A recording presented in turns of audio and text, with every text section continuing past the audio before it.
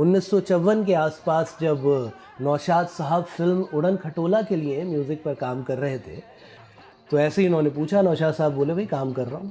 कहले, मैं सब छोड़ो, तुम लोग कहते थे ना कि मैं कुछ नहीं कर पाऊँगा, अब मैं एक बहुत बड़ा काम करने जा रहा हूँ। नौशाद साहब ने पूछा, क्या करने जा रहे हो? तो बोले, मैं मुग़ल आज़म बनाने जा रहा हूँ। मोहन स्टूडियो में बैठकर आसिफ साहब ने नौशाद साहब को एक गाने की सिचुएशन बताई, जिसमें अनारकली जो है वो शहंशाह अकबर के सामने दरबार में एक मुजरा पेश करती है और अपने इश्क का ऐलान करती है।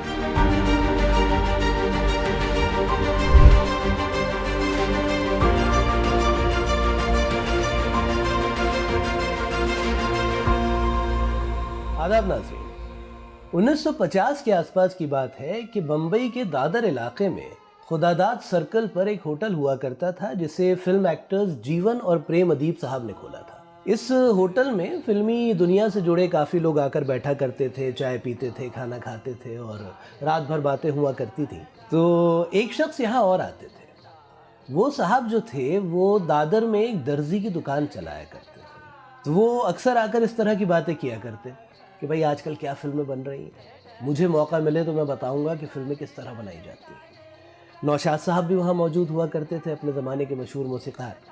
तो लोग उनसे कभी कभी पूछा करते, अच्छा भाई आपको अगर मौका मिलेगा तो आप कैसी फ़िल्म बनाएंगे? कहेंगे, बहुत बड़ी फ़िल्म बनाऊंगा, बड़े बड़े स्टार्स को डायरेक्ट करूंगा। खैर, कुछ वक्त बीता। 1954 के आसपास जब नौशाद साहब फ़िल्म उड़न खटोला के लिए म्यूज़िक पर काम कर रहे थे, तो यही शख्स, नौशाद साहब की और इनकी दोस्ती तब तक बरकरार थी, आपस में मिलना जुलना था। ये नौशाद साहब के घर आए, उनकी बीवी से इजाज़त लेके नौशाद साहब के कमरे में चले गए और बोले, हाँ भाई क्या ड्रामा हो रहा है? इनका एक मखसूस अंदाज़ था, सिगरेट पीते वक्त चुटकी बजाया करते थे। तो ऐसे ही इन्होंने पूछा। नौशाद साहब बोले, भाई काम कर रहा हूँ। कहले, मैं सब छोड़ो, तुम लोग कहते थे ना कि मैं कुछ नहीं कर पाऊँगा, अब मैं एक बहुत बड़ा काम करने जा रहा हूँ। नौशाद साहब ने पूछा, क्या करने जा रहे हो? तो बोले, मैं मुग़ल आज़म बनाने जा रहा हूँ। जी साहब, ये थे के आसिफ साहब, जिन्होंने मुग़ल आज़म बनाई। नौशाद साहब ने जब मना किया कि भाई मैं एक वक्त में एक फ़िल्म किया करता हूँ, आजकल मैं किसी दूसरी फ़िल्म में मसरूफ़ हूँ तो मैं नहीं कर पाऊँगा, आप किसी और से काम करवा लीजिए, इन्होंने फ़ौरन उनके सामने नोटों की गड्डियाँ फेंक दी। आखिरकार नौशाद साहब बोले कि आसिफ साहब, अपने पैसे आप अपने पास रखिए, मैं आपकी फ़िल्म कर रहा हूँ। इस तरह से नौशाद साहब फ़िल्म में बतौर मौसीक़ार शामिल हुए। मोहन स्टूडियो में बैठकर आसिफ साहब ने नौशाद साहब को एक गाने की सिचुएशन बताई, जिसमें अनारकली जो है वो शहंशाह अकबर के सामने दरबार में एक मुजरा पेश करती है और अपने इश्क का ऐलान करती है। खैर, नौशाद साहब ने कहा, ठीक है, जब इस गाना बनाने का मौका आएगा, वो वक्त आएगा तो इस पर बात करेंगे। अब कुछ दिनों बाद कुछ गाने रिकॉर्ड हुए। 3-4 गानों के बाद जब ये गाना रिकॉर्ड करने का मौका आया, तो उसी फिल्म के सेट पर, शीश महल के सेट पर बैठकर आसिफ साहब ने दोबारा उन्हें गाने की सिचुएशन समझाई। नौशाद साहब ने सिचुएशन दोबारा सुनी, घर आए, शकील बदायूनी साहब को बुलाया जिन्होंने इस फिल्म के गाने लिखे थे, और शाम को सूरज गुरूब हो रहा था, ये दोनों एक कमरे में बंद हो गए। शकील साहब ने दर्जनों मुखड़े लिख डाले, कभी गीत का रंग इख्तियार किया, कभी गज़ल का, और बहुत से दूसरे शायरों के मतले भी उन्होंने उठाए और कोशिश की कि इनके आगे कुछ लिखा जाए। मसलन, निगाहें नीची किए सर झुकाए बैठे हैं, यही तो हैं जो मेरा दिल चुराए बैठे हैं, या फिर हम आज तुम्हारी महफिल में इस दिल को जला कर देखेंगे, दुनिया का तमाशा देख चुके अब अपना तमाशा देखेंगे। खैर, काफ़ी कोशिशें हुई लेकिन बात नहीं बन रही थी। निस्फ रात गुजर चुकी थी।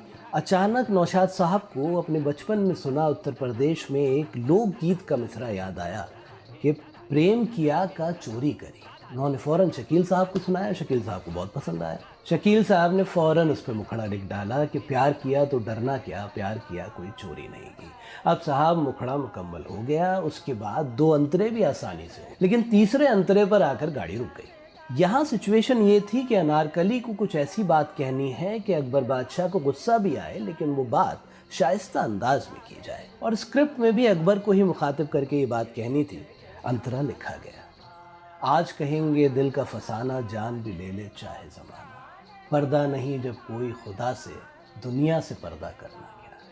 गाना मुकम्मल हुआ साहब, ये दोनों बाहर आए तो सूरज निकल रहा था, सुबह का वक्त था। इस तरह से गाना लिखा गया। नौशाद साहब एक जगह लिखते हैं कि मुझसे जब लोग पूछा करते हैं कि भाई पुराने ज़माने के जो गाने थे उनकी उम्रें इतनी बड़ी कैसे होती थी, तो मैं हमेशा ये जवाब देता हूँ कि उन गानों की उम्र में वो रातें भी शुमार कर लेनी चाहिए, जिसमें बैठकर गाने लिखे जाते थे, पूरी पूरी रात बैठ के अरखरेजी की जाती थी। मैंने जो अभी एक शीश महल का तस्करा किया, यही वो शीश महल था, यही वो सेट था जिस पर ये गाना फिल्माया जाना था। लेकिन इस शीश महल के तामीर होने की कहानी भी बहुत दिलचस्प है कि आसिफ साहब पूरे मुल्क में घूम घूम कर अपनी टीम के साथ शीश महल की तलाश कर रहे थे कि जयपुर के आमेर फोर्ट में उन्होंने एक गुंबद देखा, जिसके नीचे अगर आप खड़े हो जाएं तो आपको अपने सैकड़ों इमेजेस दिखाई देते हैं, मल्टीपल इमेजेस जिन्हें कहते हैं, अक्स दिखाई देते हैं।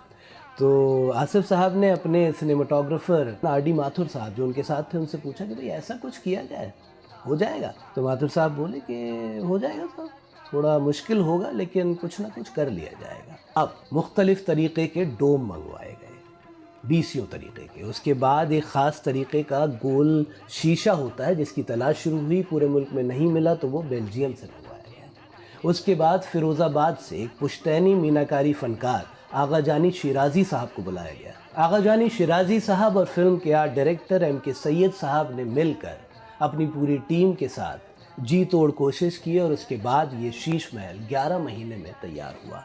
जब ये सेट तैयार हो गया यानी शीश महल, तो एक और अफवाह जो है वो फिल्म इंडस्ट्री में उड़ाई गई कि भाई आसिफ साहब ने ऐसा सेट तैयार किया है जहाँ पे फिल्माया जाना बहुत मुश्किल है जिसको। अब मैं इसकी तकनीकी तफसीलात में नहीं जाऊँगा, लेकिन ये अफवाहें एक हद तक सही थी। राजकुमार केसवानी साहब अपनी किताब में एक जगह लिखते हैं कि डेविड लीन, फ्रिट्ज लैंग और रॉबर्टो रोसेलिनी जैसे दिग्गज डायरेक्टर्स को इस सेट पे बुलाया गया, जिन्होंने मुआयना करने के बाद अपने हाथ खड़े कर दिए और कहा कि भाई वाकई इस सेट पे फिल्म को पिक्चराइज़ करना बहुत मुश्किल है। अब यही बात जब फिल्म के फाइनेंसर शपूर जी पैलोन जी तक पहुंची तो वो घबरा गए। उनकी और आसिफ साहब के बीच काफ़ी बहस भी हुई। आखिरकार आसिफ साहब ने कुछ नमूने के तौर पर कुछ सीन्स इस सेट पर फिल्माए, उनको टेक्निकलर लैब लंदन भेजा गया।